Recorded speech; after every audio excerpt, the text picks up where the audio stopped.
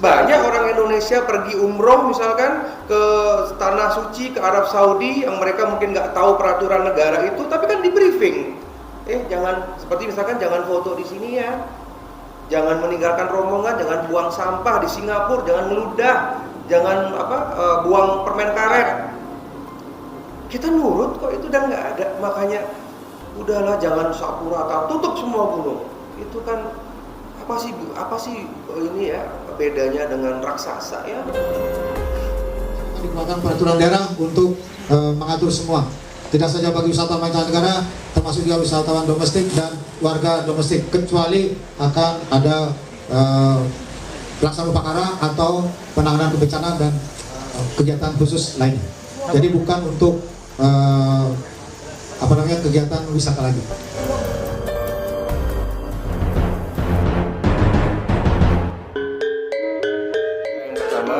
Tentunya kami sebagai salah satu wakil rakyat yang ada di Senayan, prinsipnya kami menganggap bahwa keputusan tersebut untuk pada intinya melarang pendakian di 22 gunung ya yang ada di Bali itu merupakan keputusan yang kurang dipertimbangkan secara matang.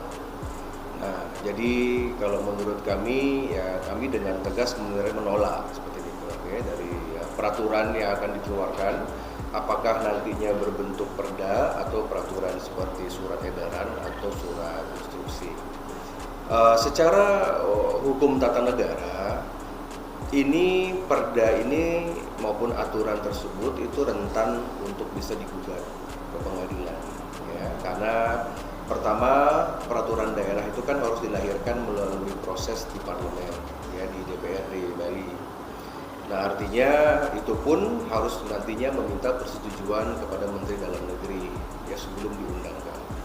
Nah, jadi memang sangat rentan kemudian karena itu akan melawan undang-undang yang ada di atasnya. Iya, seperti bertentangan satu sama lainnya. Oke, benar.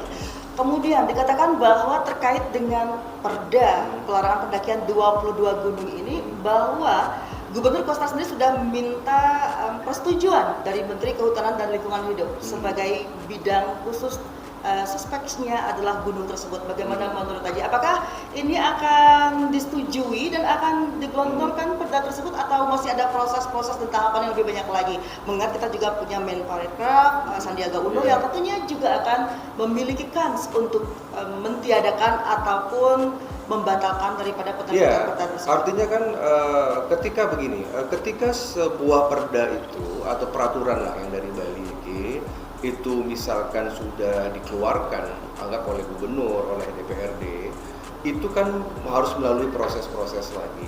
Ya, salah satunya adalah misalkan dengan proses persetujuan Kemendagri.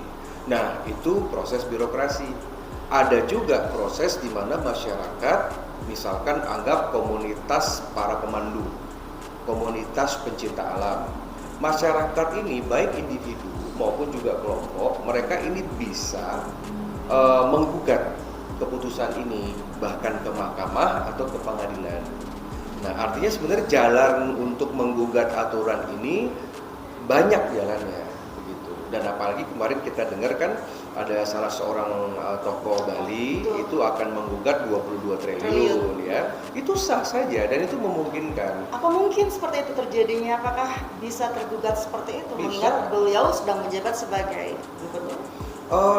Kalau kita melihat dalam artian beberapa ada kasus-kasus gugatan kepada pemerintah di daerah, itu kan dulu ada kasus gugatan dari seorang warga Denpasar waktu itu menggugat wali kota Denpasar ya terkait dengan masalah keputusan, kemudian menang warga kita gitu. Berarti itu possibility atau kemungkinannya juga kemungkinannya ada. besar. Baik, tetapi dalam sektor ini, Haji, bahwasanya masyarakat pro dan kontra loh. Banyak yang menginginkan juga penutupan gunung ataupun tempat suci seperti pura, mengingat mereka mengedepankan kesakralan itu. Ketika pro dan kontra terjadi di tengah masyarakat, seperti apa Haji sebagai seorang senator perwakilan Bali menanggapi hal itu sebelum kita merujuk secara detail kepada perda pendakian tersebut? Jadi gini, maksudnya baik ya, saya paham maksud dari gubernur ini Misalkan untuk menjaga kesucian gunung, menjaga, memang kalau kita lihat kepercayaan sebagai orang Hindu kan gunung ini kan adalah stana para dewa. Tetapi pertama, di ajaran agama Hindu itu budaya untuk mendaki gunung, budaya untuk mendaki kesadaran spiritual itu disarankan.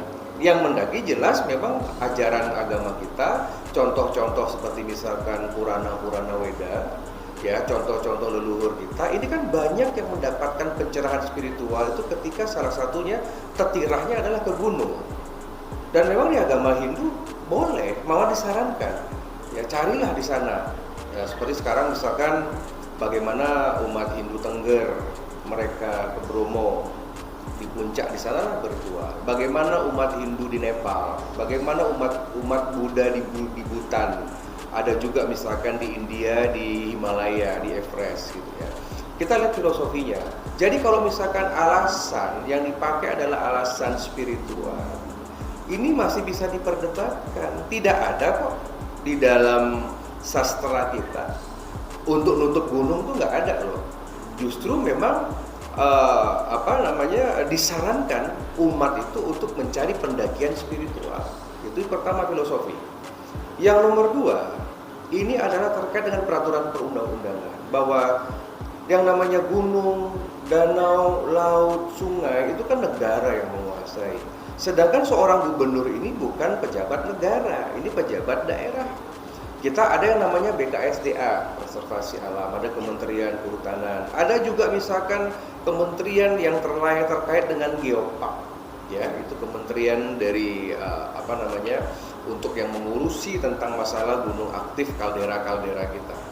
Nah, di Bangli lah sebagai contohnya ya, Batur seperti itu. Itu kan banyak instansi pemerintah yang menjaga Batur. BKSDA Ya, BKSDA salah satunya. Sekarang bagaimana mungkin seorang gubernur dari provinsi kecil itu melawan peraturan yang ada di atasnya? Tapi beliau percaya diri sekali loh Haji, bahwa Perda itu yakin akan bisa menutup ke 22 gunung. Bagaimana menurut Haji? Ya boleh percaya diri, memang ya pemimpin harus percaya diri. Tetapi kan konsekuensi lanjutannya harus dipikirkan.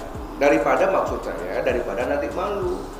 Misalkan nih DPRD tergesa-gesa misalkan membuatkan perda. Ini kan rentan penolakan. Yang kedua, seorang gubernur misalkan mengeluarkan surat, nanti bisa diganti loh surat itu dengan gubernur selanjutnya. Apakah karena desakan politik atau dengan gubernur baru yang kita punya nanti, atau dengan keputusan pengadilan. Jadi maksudnya ini saya rasa pembisik-pembisiknya ini kurang bijaksana. Kita Berarti tidak boleh. ada pembisik-pembisik nih Ji. Haji melihat ada suatu pembisik-pembisik dalam ranah ini. Setiap pemimpin itu harus dikelilingi oleh para bagawanta yang baik-baik. Nah kalau bagawantanya itu misalkan ya seperti di Ramayana Pandawa itu di Mahabharata, ini kan harus memberikan yang berkeadilan. Contoh, jangan hanya mendengar dari satu sisi. Ada mungkin sosok pembisik atau sosok misalkan penasihat yang mungkin menyarankan tutup saja.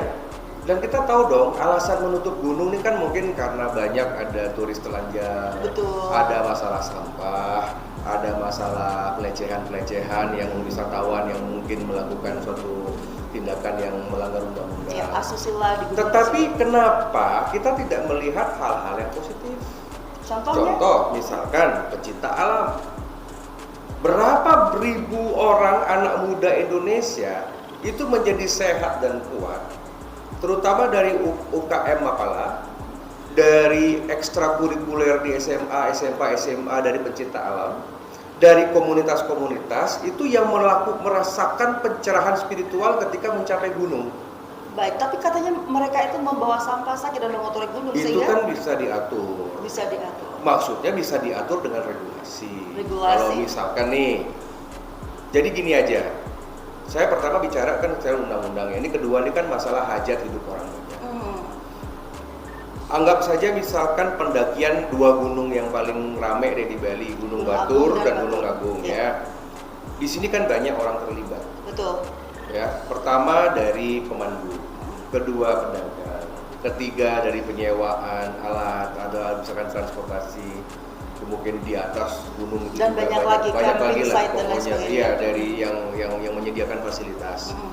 Nah, ini ketika gubernur menyatakan ini akan ada solusi, mereka akan dijadikan pegawai kontrak pegawai untuk kontrak. mengawasi gubernur. Sekarang saya dapat laporan pegawai kontrak itu, anggaplah kontrak UMR Bangli deh, itu hanya sekitar 2,5 juta sampai 3 juta Betul. per bulan. Sedangkan banyak masyarakat yang mungkin dia harian itu mungkin dengan adanya dibukanya gunung itu mereka lebih sejahtera, Betul. pemasukannya lebih bagus. Bahkan ada yang satu hari itu pemasukannya kurang lebih 1 jutaan lebih. Realitanya gitu ya. seperti itu. Ya, jadi maksudnya apakah masyarakat ini mau nggak tiba-tiba, wong cita-citanya kan jadi pencinta alam, jadi pemandu nih, tiba-tiba disuruh menjadi pengawas gunung dan hutan yang hanya gajinya 2,5. Tapi sebenarnya Aji, kondisi di lapangan meskipun tidak harus menjadi seorang pengawas ataupun tenaga kontrak hutan seperti itu, dengan adanya pendakian tersebut mereka sudah mengawasi dan menjaga kebersihan. Saya Betul. percaya. Dan seumpama ada larangan bahwa ada praduga, mereka mengotori gunung tidak terjadi Saya rasa bisa tanya sama pejabat tuh pernah naik gunung apa enggak. Maksudnya gini loh, saya positif ya. Sama misalkan pemandu-pemandu yang ada di Gunung Agung maupun juga masyarakat adat, termasuk juga di Batur ya. Itu kan mereka kan juga memberikan edukasi selama perjalanan. Betul. Mana Sejarahnya. jadi secara selain history, mana yang do, mana yang don't. Betul. Dalam proses pendakian dari bawah sampai puncak itu kan banyak suatu arahan, dan kita harus menghargai dong jasa para pemandu. Misalkan buang sampah, saya sering kok lihat footage di mana sambil jalan mereka mengumpulkan sampah. Kemudian mereka memberikan edukasi. Nanti kalau misalkan ini yang boleh dilakukan, yang di kawasan suci, mana yang tidak boleh, mungkin tidak. Sudah diingatkan, dan setiap pemandu itu mereka adalah seorang yang memang menjadi humas dan profesional di bidangnya. Dan mereka kan orang-orang Bali, orang daerah yang memang sudah tahu cerita Karana. Jadi jangan curiga, masyarakat Batur yang bekerja misalkan di Kintamani, mereka kan sudah turun menurun itu. Dan mereka sudah paham kok kalau mereka membiarkan sampah di puncak bagaimana, mereka juga akan kena mungkin dampaknya kan. Iya, termasuk rekan-rekan di Gunung Abang, kemudian di Gunung Agung, semuanya memiliki sistem di mana kebersihan itu terjaga sekali, entah di gunung yang lain seperti itu. Kalau saran saya begini, daripada menutup gunung ya, dan saya kok optimis ya bahwa ide ini akan gagal ya. Kenapa Haji optimis seperti itu? Karena kemarin kan ada juga ide menutup sepeda motor rental. Kan masih terbuka, faktanya masih terbuka kan? Ini cuma himbauan-himbauan aja. Ini pemimpinnya suka banget sama himbauan. Ini dan apalagi saya ingatkan saudara gubernur, ini kan masa jabatannya lagi 3 bulan. 3 bulan? 3 bulan udah pensiun. Jadi gubernur Wagub udah selesai purna tugas. Bulan September besok. Baik, Juli, Agustus, September. Sekarang kalau menyusun perda, mohon maaf nggak cukup waktu kalau perda. Karena perlu durasi seperti itu. Durasi, dan itu nggak bisa dalam waktu dekat ya, kecuali ada extraordinary misalkan. Dan saya rasa akan penolakan, akan ada pembangkangan. Kecuali misalkan kayak kemarin, misalkan COVID, kita memang tutup gunung kan gitu. Itu memang karena keadaan negara darurat. Tapi kalau buat saya, semakin ini dilarang, ini kan sifat kita nih orang timur kan begitu. Semakin dilarang, aktivitas ilegal itu semakin tinggi. Siapa yang bisa mengawasi? Wong satu gunung Batur Agung Abang itu trekking untuk naiknya tuh banyak rute kan. Siapa yang mau ngawasi? Suruh aja PNS di kantor gubernur itu suruh ngawasi berkantor di sana, mau nggak? Setiap pagi jam 3 pagi. Iya, suruh aja di sana begitu ya. Dan saya rasa ini banyak penolakan kok. Saya sudah bicara teman-teman partai kan udah ada banyak menolak. Kemudian ada anggota-anggota dewan itu yang mereka ini kan berhadapan. Contoh misalkan, kalau mereka berani menyetujui perda ini, risikonya? Wakil rakyat yang berasal dari Bangli yang menyetujui, wakil rakyat yang berasal dari Karangasem, itu rentan akan ditolak di pemilu. Di garis bawahi. Iya. Wakil rakyat dari kedua wilayah tersebut. Wilayah punya gunung lah, termasuk yang Jemberana ya. Di Jemberana kan ada gunung-gunung yang mati udah banyak ya kan begitu. Dan ini pergerakannya masif loh, karena dan saya rasa akan ada namanya istilah politik itu pembangkangan sosial. Baik. Dan itu terjadi. Bagaimana kok seorang pemimpin mengeluarkan kebijakan seperti kemarin, gara-gara ada bule motor yang sembarangan, tiba-tiba tutup rental? Nggak bisa dong. Kita kan mengedukasi. Jadi saran saya gini, pertama sistemnya diperbaiki. Contoh, pintu gerbang diatur, dirapikan, BKSDA, pemerintah semua. Pemerintah jangan omong aja, itu pemerintah daerah, bangun itu. BKSDA punya pemasukan banyak. BKSDA ini punya uang ada, kementerian. Setiap harinya. Buatlah gerbang yang bagus, seperti di Jepang. Ya, ada kliniknya, ada ambulansnya, ada daruratnya, ada tempat istirahatnya. Buat yang bagus. Nggak nyampe 1, 2, 3 M itu bangun. Jadi kan Bali kelihatan berwibawa. Kalau mau studi banding ke gunung-gunung di Jepang. Itu yang pertama. Itu yang pertama, infrastruktur diperbaiki. Dan di sana ada pusat informasi do and don't. Kalau menstruasi, yang bisa dilakukan dan tidak dilakukan. Misalkan yang menstruasi jangan naik, Betul. jangan berkata kasar. Bisa juga kita minta mereka melaksanakan ritual Hindu, matur piuning dulu, misalkan makterarapan, kan begitu bisa. Sediakan pura atau pelinggih di sana, doa dulu, sama seperti kita di Rambut Siwi lah, sebelum ke Jawa, sembahyang dulu, kan bagus. Jadi agama kita berwibawa. Jadi kompleks itu yang pertama ya. Yang kedua itu adalah lebih baik anggaran yang ada itu adalah untuk merevitalisasi gunung-gunung kita dari sisi kelingkungan dan sampah. Baik. Contoh, anggarkan dari pemasukan itu dianggarkan, anggap sebulan sekali atau 2 minggu sekali, ini pemerintah ini yang harus mensponsori mengenai kebersihan gunung-gunung ini dan juga infrastrukturnya. Berarti juga terprogram oleh pemerintah. Terprogram, lebih baik uangnya bawa ke sana. Banyak orang perlu pekerjaan. Kalau mau dicarikan relawan-relawan, misalkan relawan sambil naik gunung, kita berikan dia uang kan begitu, sambil naik gunung ada sampah, kita bekali dengan polybag, kita bekali dengan mereka ambil sampahnya sambil bersih-bersih, nyampe ke bawah ada berapa kilogram atau berapa ton itu sampah, kan lebih bagus. Ya, seperti bank sampah. Ya, jadi sediakanlah di bawah bank sampah. Bank sampah ini berguna, apakah nanti dengan teknologi yang murah, dan misalkan di gedung-gedung itu pun kalau buat saya, atau di tiang-tiang listrik menuju ke jalan ke atas, misalkan di parkir sampai di posko awal, itu bisa saja pakai tenaga energi surya kan. Nggak perlu PLN pasang kabel, hanya tenaga energi surya itu jalan semua. Jadi saya lebih fokus pada penataan. Nah, dan jalur-jalur ilegal selama ini itu dikunci benar. Dikunci aja itu, jangan caranya sampai seperti apa untuk mengunci jalur-jalur ilegal? Betul, kadang beberapa ada itu celah-celah seperti itu. Ada jalur ilegal bagaimana? Jadi gini, ya pertama kan akses, ya bisa saja akses jalur ilegal itu kita tutup.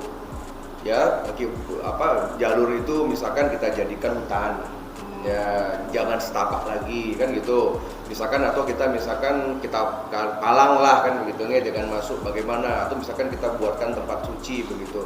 Jadi kalau sudah rapi, enak, transparan, para pemandunya sudah tersertifikat, ya, diutamakan pemandu-pemandu lokal, karena secara undang-undang kan siapapun boleh jadi pemandu. Betul. Ya, termasuk orang Bali mau jadi pemandu di gunung-gunung di Indonesia boleh, tetapi kan kita punya desa adat, punya orang-orang lokal yang lebih mengetahui sistem adat kita. Karena jangan lupa bedanya gunung di luar Bali dengan di Bali. Kalau gunung di Bali ini adalah gunung suci yang banyak ada puranya. Kalau yang di luar Bali dia hanya sekedar keindahan alam, walaupun ada legenda-legendanya kan seperti itu. Tadi nggak dijaga kayak di Bali gitu ya. Jadi kalau buat saya, ya pesan saya ya dalam artian itu kebijakan keblinger sebenarnya ya. Berarti intinya Aji tidak setuju tentang perda tersebut, sama sekali tidak setuju. Dan Padahal kalau tujuannya baik sebenarnya ya untuk menempatkan gunung itu suci. Tapi kalau penutupan saya nggak setuju karena melanggar undang-undang. Karena kalau tiang setujui dari DPD, saya melanggar undang-undang.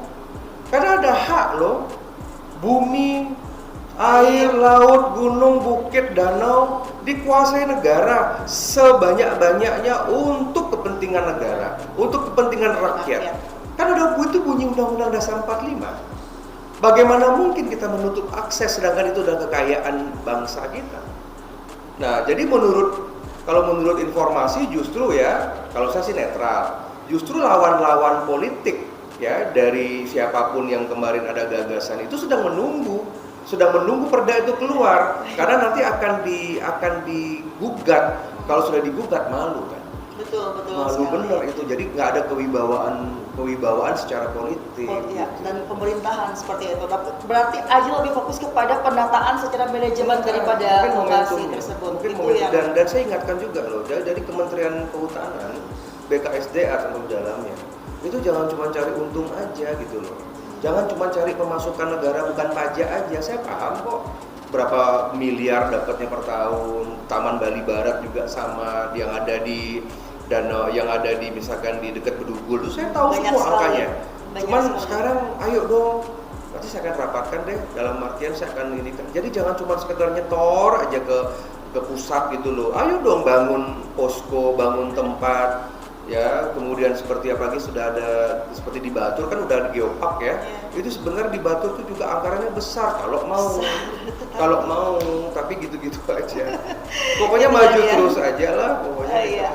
Semoga nanti kedepannya lebih banyak lagi pihak-pihak yang terlibat dan lebih banyak edukasi lagi untuk penataan manajemen seperti itu ya. Tetapi pada intinya keputusan yang ditelurkan ataupun dihasilkan selama ini oleh Gubernur selaku pemerintah Provinsi Bali itu sangat sulit ditentang. Bagaimana untuk keputusan itu? Memang mungkin karakternya begitu ya. Yang namanya pemimpin itu kan harus ngerangkul. Pemimpin tuh nggak bisa dengar hanya dari satu kelompok. Apakah hanya dari kelompok partainya, apakah dari satu kelompok seperti tadi penasehat yang mungkin Sulinggi loh, kata isu-isu yang beredar di media sosial itu malah dari Sulinggi. Sulinggi kan banyak di Bali. Sulinggi yang mana dulu kan gitu. Apakah sudah melibatkan nggak misalkan Parisada Hindu? Ya, itu dia. Karena kalau mau cari Sulinggi yang berwarna macam-macam ya harus ke lembaganya. Berarti duduk bersama dengan instansi terkaitnya. Kalau tapi tidak elok juga kalau kita membawa ranah kita ini ke Sabha Pandita. Iya, itu dia. Karena ada perdebatan kan sebenarnya kan janganlah kita yang kesatria yang welake ini gitu ya, jangan kita ini bukan mengadu domba, membuat panggung di mana ahli-ahli agama itu berdebat, dan itu kan nanti akan muncul soroh, akan ada mungkin muncul yang mungkin Sulinggi yang merasa lebih tinggi daripada yang di bawahnya. Jadi sebenarnya mengayomi. Berarti akan melebar dan blunder seperti saya rasa agak bahaya, agak rawan. Baik. Dan harus melibatkannya sama dengan dulu Panca Pandawa punya maharsi ya, punya semua orang-orang Wikan itu diajak duduk bicara begitu. Dan ini kan mohon maaf, ini kan urusan teknis. Ini kan urusan teknis kan nggak usah di tingkatan kepanditaan. Ini urusan kita aja yang bekerja.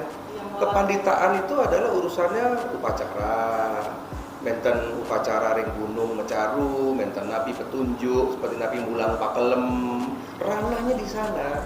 Tapi kalau pendeta-pendeta Sulinggi ini dibawa ke ranah teknis pemerintahan, itu menurut yang juga tidak bijak. Iya. Apalagi hanya 1-2 Sulinggi. Di Bali kan ratusan Sulinggi. Baik. Begitu, dan Sulinggi ini kan punya sisya. Mungkin meten Sulinggi ring Kintamani, ada Sulinggi ring Bangli, ring Karangasem. Sisyanya kan banyak yang bekerja di sektor pergunungan. Seorang pemimpin agama kan nggak boleh membiarkan ketika ada sisyanya, ada anaknya, ada pengikutnya yang tidak mendapatkan pengukuh jiwa. Berarti bijaksanalah dalam mengambil suatu keputusan. Dan bisa juga mungkin solusinya mungkin lebih mahal ya, biaya tiketnya. Jadi terseleksi kan. Contoh Borobudur, kan ada success story. Kita lihat kenapa per hari ini kalau kita mau masuk Borobudur itu ada tiga level tiketnya. Pertama hanya ngelihat dari taman di bawah, tidak boleh masuk ke candi, naiknya nggak boleh. Yang kedua di level tengah, jadi hanya level 1, 2, 3, tapi Utamaning Mandalanya nggak boleh. Utamaning Mandala ini khusus buat para biku. Ketika kita ke Borobudur, kita nanti ditawarin mau yang kemana. Dengan harga yang berbeda. Berbeda. Yang di atas lebih tinggi saya setuju. Itu lebih bagus lagi dengan Iya. pengelolaan price ataupun harga yang tentunya akan menjadi pilihan, banyak pilihan oleh Jadi para pos-posnya wisatawan. bagaimana, dan saya yakin bahwa semakin biaya itu mahal, wisatawan yang datang tuh selektif. Ide yang sangat cemerlang. Iya, jadi karena udah pinter kan. Banyak orang ingin mendaki Gunung Batur karena Gunung Batur ini termasuk di list UNESCO. Betul. Karena ada kaldera Batur, makanya berbondong-bondong lah datang ke sana. Di Bali ini kan ada beberapa yang sudah di UNESCO kan, Das Tukat Pakrisan, Jatiluwih, sama Gunung Batur, kaldera. Jadi ada turis-turis terutama yang pinter, kaya, yang berkualitas, quality turis, mereka datangnya ke sini, ingin melihat langsung heritage-nya. Dan mereka jelas akan berani bayar kok. Anggap aja misalkan tiket masuknya $100 nih untuk naik ke atas gunung, mau $200 mau mereka. Gitu. Itu juga menjadi suatu ide yang cemerlang nih Kak Ji, karena selama ini kalau misalnya pendakian puncak dilarang, mungkin sampai di tahapan mana yang diperbolehkan dengan spesifikasi harga sesuai dengan basis-basis wilayahnya kan, seperti itu Ji. Zalobi tahu nggak kalau naik Gunung Himalaya berapa biayanya per orang? Mahal sekali. Naik ke Gunung Himalaya semeton itu biayanya hampir $50.000 ya, sekitar 800 juta Betul. per orang naik ke Mount Everest. Betul. Jadi kalau nggak punya uang 800 juta, nggak usah ke sana. Kalau punya uang sedikit, ya kanggeang sampai di level 2, level 1. Buatkanlah bisa, lebih ke penataan.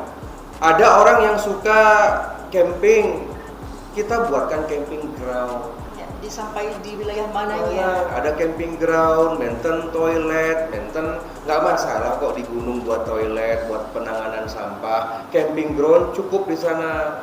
Tetapi kalau ada orang mau naik dengan resiko nyawa, dengan resiko keselamatan, harus misalkan standarisasinya tinggi, gitu.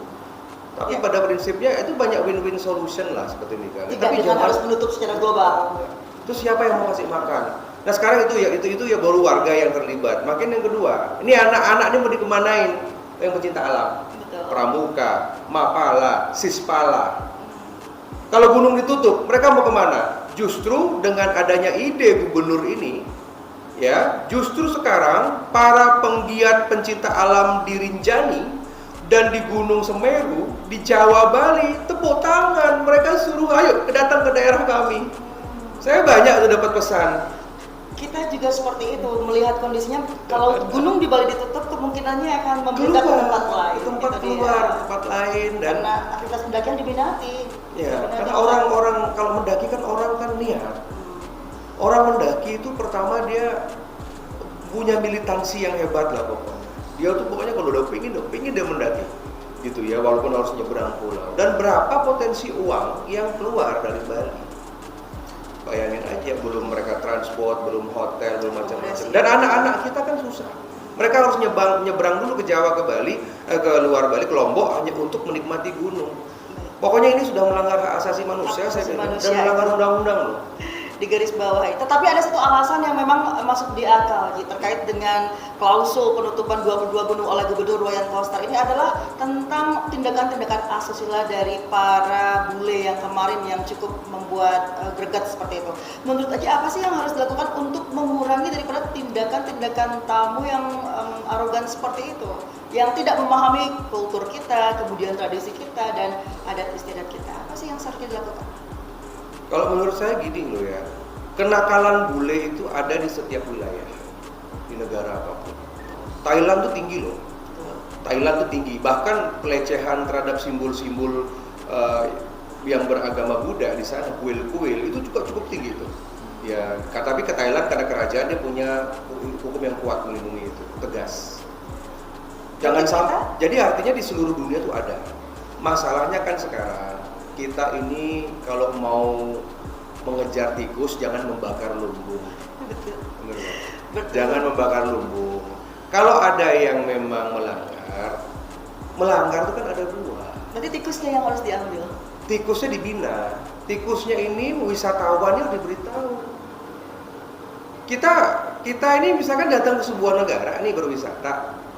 mereka tuh harus tahu ini loh yang boleh dan enggak. Makanya saya apresiasi lah. Sekarang kan di airport itu kan sudah dibagikan ke kayak kertas, mana yang boleh, mana yang enggak. Walaupun sebenarnya saya masih kritik, itu kata-katanya masih normatif. Masih banyak kata-kata pemerintah. Namanya kita di bidang kehumasan, orang pariwisata pasti tahu do and don't itu bahasanya harus bahasa yang sangat simple. Karena tidak semua wisatawan kita well educated. Tapi kita bicara gunung, contoh gini. Ini ada rombongan turis datang. Turis ini harus disambut sama posko yang megah. Trust, ini wajah Indonesia loh. Sama seperti Pak Jokowi bagaimana buat pos-pos di Kalimantan ujung, perbatasan di Papua itu bagus. Ya, itu wajah negara. Ada lambang Garuda, ada lambang para dewa, bagaimana keren lah pokoknya. Kewibawaan itu ada. Ini ada turis masuk nih. Briefing.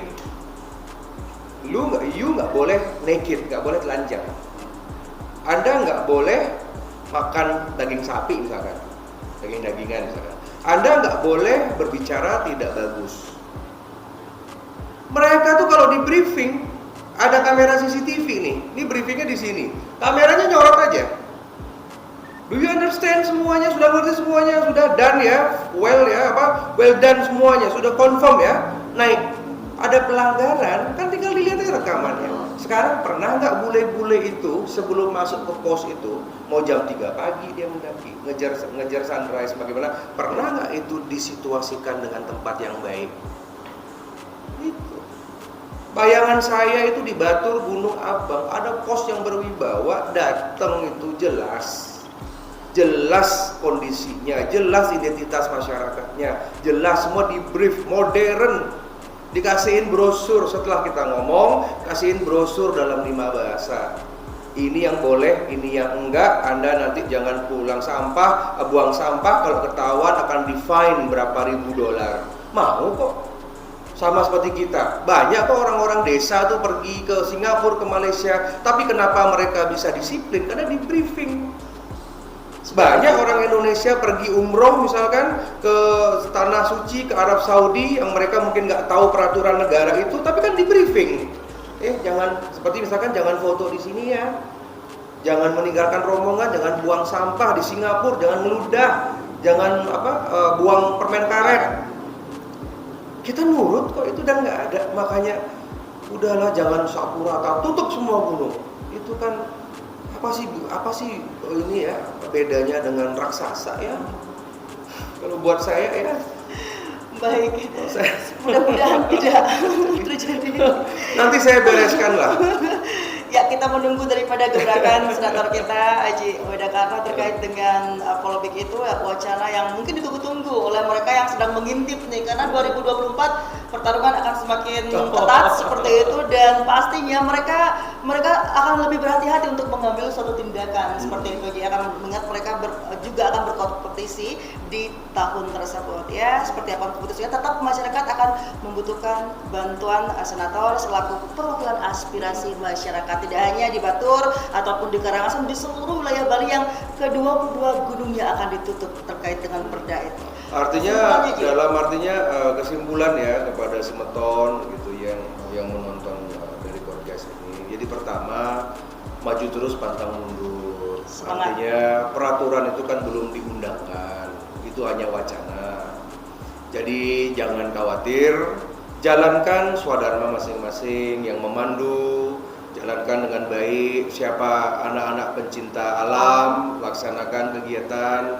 Ya, per hari ini negara sangat melindungi terkait dengan keinginan dari siapapun yang bekerja di sektor pendakian maupun dari pencinta alam. Jadi jalankan mantan. Yang kedua, saya sebagai wakil masyarakat Bali, ya saya berpesan kepada Bapak Gubernur Bali bahwa ke depan itu harus lebih dipertimbangkan lagi ya tentang keputusan yang berkaitan dengan hajat hidup orang banyak.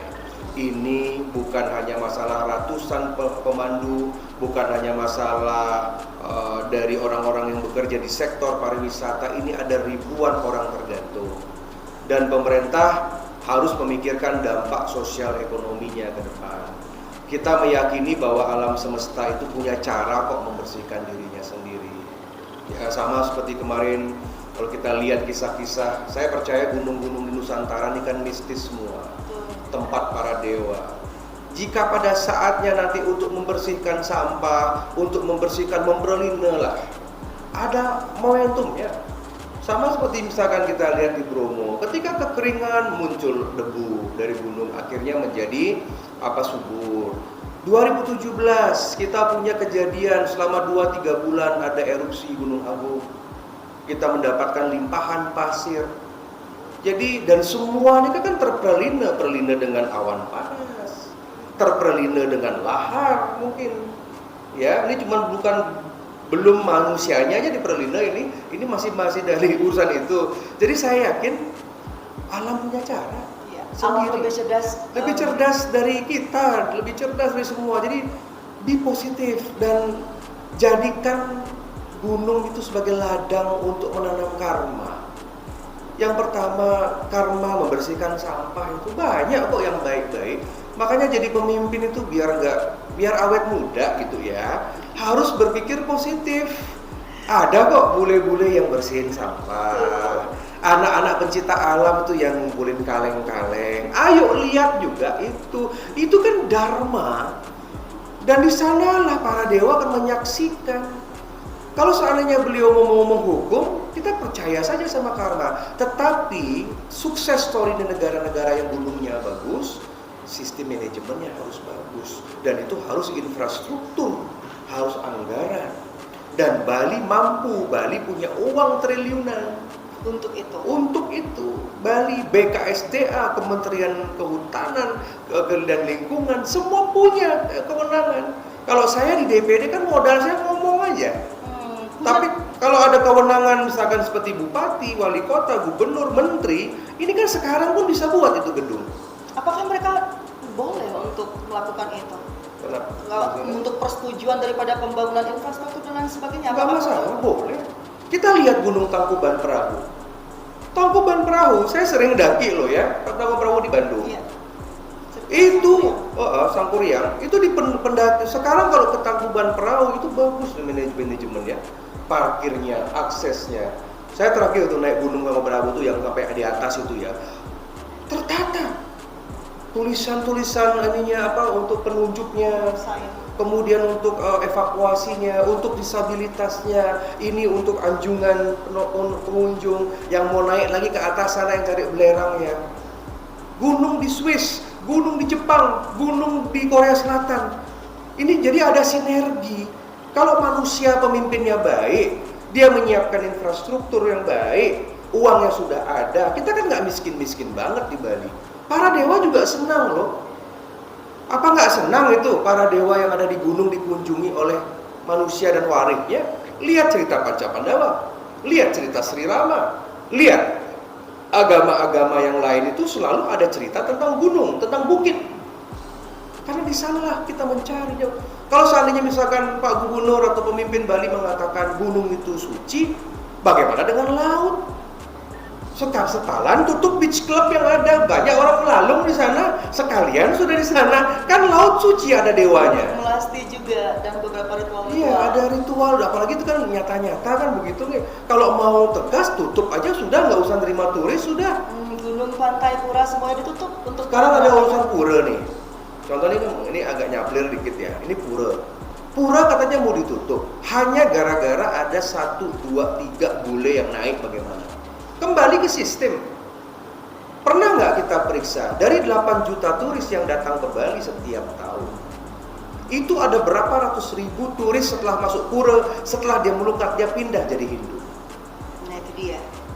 Coba lihat Julia Roberts, coba lihat Will Smith, aktor Hollywood Amerika. Yang sudah realita datang dari Bali, mereka tuh pindah Hindu loh. Ini bule-bule yang datang yang kosong jiwanya. Datang dia melukat di Tirta Empul. Dia datang melukat ke pura-pura, dia sembahyang di Bali. Mereka tuh datang menjadi seorang Hindu Dharma di dalam the way of life. Bukan dia ganti KTP, karena di sana KTP-nya nggak ada agama.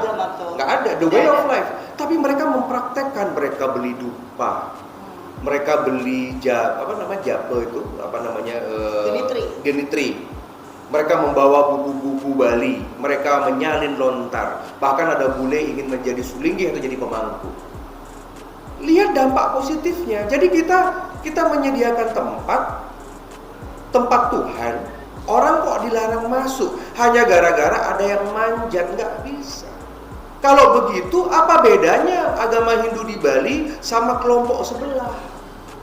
Bener nggak? Apa bedanya? Dengan kelompok sebelah? Kan kita terbuka.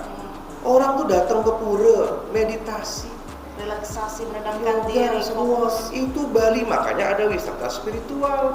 Kalau sekarang pura-pura ditutup, siapa yang mau nengok pura dari parkir? Jadi nanti pariwisata Bali berubah bukan wisata spiritual, jadi wisata beach club. Sekarang kan semua orang mau pilih mana? Mau yang beach club? Ayo sekarang, atau mau yang ke pura. Dan sekarang pura harus makmur lah. Pura tuh harus, jangan kita negatif, wong Vatikan aja. Kan saya pernah ke Italia itu, tempatnya Katolik itu, Vatikan gereja aja buka kok dengan semua agama. Dapat pemasukan nih, kemenangan nolong desa, anggen menten ngaji-ngaji, ada yang dipakai untuk menggaji pemangku. Jadi jangan nanggung, saya tantang, kalau memang mau nutup jangan tutup gunung, jangan tutup gunung, tutup semua aja sekalian Bali, jadi eksklusif semua. Belak-belakan seorang senator Arya Weda Karna. Udah lagi 3 bulan menjabat, jangan aneh-aneh ya. Ya kalau kepilih lagi besok, kalau enggak gimana? Nyesel kan? Jangan bawa nama buruk. Dan ingat loh pesan saya terakhir, di Bali tidak hanya ada satu pemimpin. Di Bali banyak ada pemimpin yang baik-baik. Dikunci itu. Ya, jangan tergantung sama satu pemimpin di Bali. Ada kami di sini yang mengawal semua. Ya, baik. Semangat untuk Aji Weda Karna juga terkait dengan solusi dan juga pemaparannya terkait penolakan ataupun penutupan daripada 22 gunung yang ada di Bali. Tapi dari seluruh pemaparan tadi yang saya bisa ambil kesimpulannya adalah mainlah lebih jauh lagi untuk bisa melihat atau studi banding terhadap kemakmuran mereka di luar sana yang menata gunung ataupun tempat wisata spiritualnya dengan baik. Mengapa kita tidak melakukan hal itu di sini? Seperti itu gambaran daripada kesimpulan daripada wacana seorang senator kita, Aji Weda Karna, yang tetap menyupport seluruh lapisan masyarakat karena ini menyangkut hajat orang banyak kan seperti itu ya.